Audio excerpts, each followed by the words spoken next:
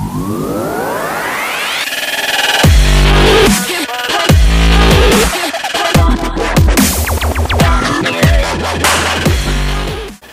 awesome fans, Karpitia here. This is Big Pete here. Today we are here to tell you the difference between a bootleg Super Saiyan 3 Son Goku and between the original and the fake SHI figures.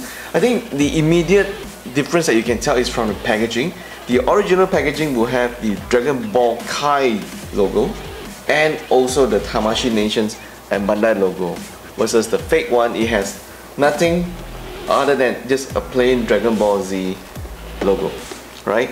In terms of the figure, I think the immediate difference that you can tell is when you look at the paint job on the bootleg. When we first got this from the box, it felt a bit sticky, right, Big Pete? Yeah. And also when we look at the color, there was a lot of inconsistency, such as, you know, a dot on the pants. And if you look at the color itself on, for example, on the feet, it is less vibrant on the bootleg compared to the one on the original. If you look at the red on the original and the red on the bootleg. You notice that actually the bootleg will have kind of like a gloss layer of like suntan on top of exactly, especially when you look at the face sculpt, right? If you look at the face sculpt, the one on the bootleg, it looks like the guy had just had, you know, a full tank of oil splashed on his face. Is very shiny, versus the original one is properly painted, matte finishing. Yes, matte finishing as well. And of course, one of the primary reasons why people are buying the Super Saiyan 3 is of course the super amazing hair that you have. If you look at the bootleg version, you'll notice that the imperfections in terms of finishing is quite clear and obvious. There's a lot of dirt and a lot of gaps in between. So this is something that a lot of fans need to take aware of. If you're gonna buy a bootleg, this is the kind of shit that you need to put up with versus the original Son Goku Super Saiyan 3. So here you can see the difference between the original and the bootleg. The color, orange color of the shirt part is actually, when you look at the bootleg, it's a bit brownish, a bit dirty. It doesn't look like what is in the anime or comics. That's correct, Big Pete. The other thing that we found was also, for some reason, they actually painted black on top of his chest. It's not very anime correct as well, versus the anime correct version. Of shirt, yeah. Right, even the blue, if you look at it, there's a very clear distinct difference between the blue on the bootleg and the original. Yeah, it's inconsistent as well. Right. Okay. Next off, I'm going to talk about the joints. This figure, as you know, the hairpiece is actually quite heavy. So one of the things that really pissed me off about the bootleg is how loose the joints are, as you can see, right? Yeah. And this piece, the arm kept falling off throughout the entire review. So just one very good example, you look at the leg. This is the leg for the bootleg. It is very loose. You know, we had so much of a trouble trying to just do a normal pose with the bootleg. It was just almost impossible. Versus the original Son Goku Super Saiyan 3, look at how tight the joints are. Yeah, it's easy to pose with this. Correct. The joints are very tight. It is so much easier to pose. Nothing ever gets loose during the posing and filming of this figure as well.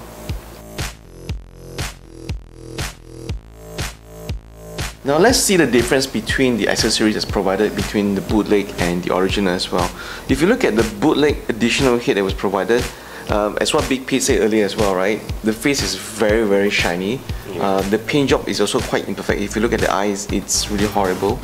And let me just show you some of the things here, like the additional paint left over. Like even the materials, like the plastic flesh. It's very different. Yeah. The original one, you will not find any imperfections of sorts.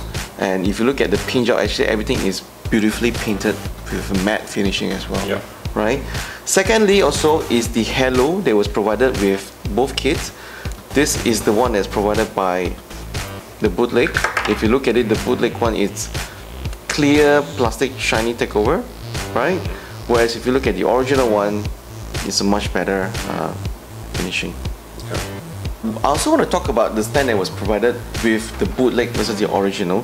When from far it seems to be almost identical, but when you look closer, right?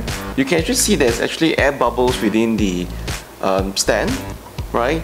And also some nut marks. I don't think they cleaned it properly as well. So the quality of the stand was also very dubious. We actually had to tighten the screws on the stand a couple of times just to make sure that it can hold the weight of the figure, right?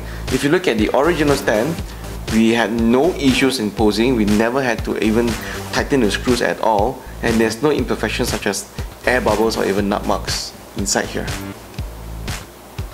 Okay. Lastly, of course, is the special effect parts that comes with the kit. I'm not sure whether the camera can zoom in, but the finishing on the original, it is actually very clear, very smooth.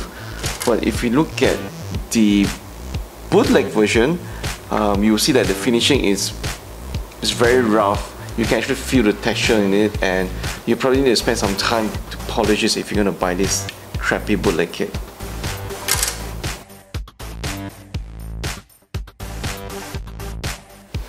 Okay, let's do a pose challenge now. Alright.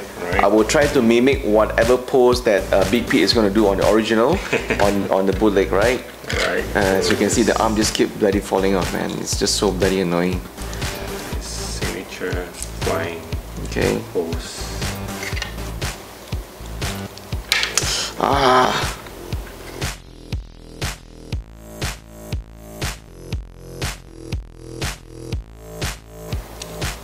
Shit.